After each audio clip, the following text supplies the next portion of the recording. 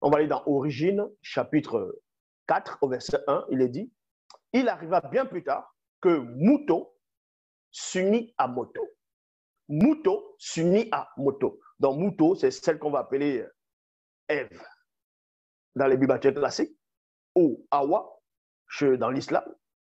Moto, c'est celui qu'ils vont appeler Adam ou Adama.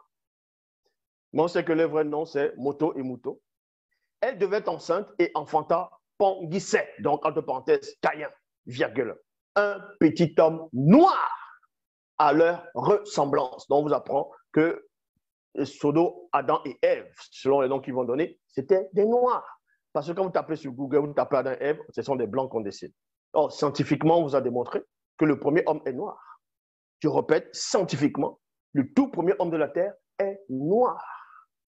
Et dans les bibliothéques classiques, on vous dit Dieu a fait l'homme à son image, selon sa ressemblance.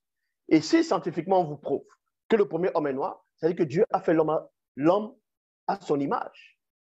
Et l'image de Dieu, c'est quoi? Dieu est noir dans ce cas. Pourquoi ça vous dérange alors quand je dis que votre Jésus n'existe pas? Parce que c'est un faux Christ. Depuis quand le Christ va être blanc? Alors que vous savez que la spiritualité est une question de race.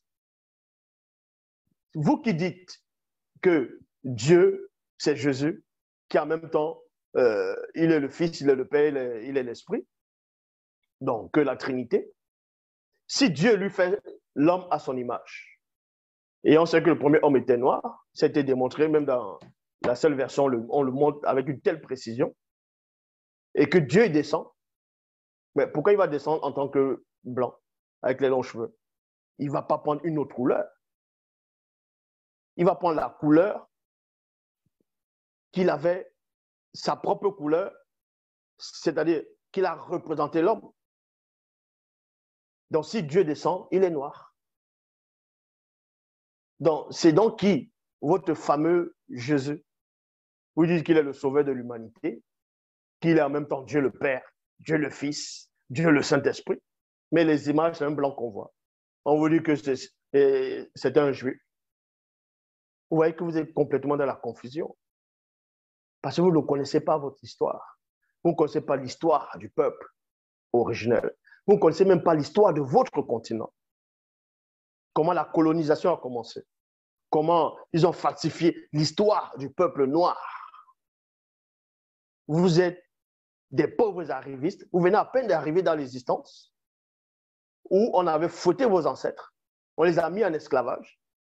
Ceux qu'on a mis en esclavage, un peu partout dans les îles, en Europe, en Amérique, c'est ceux-là qui étaient des idolâtres. Ce n'était pas la descendance des initiés qui ont subi l'esclavage. Est-ce que vous comprenez?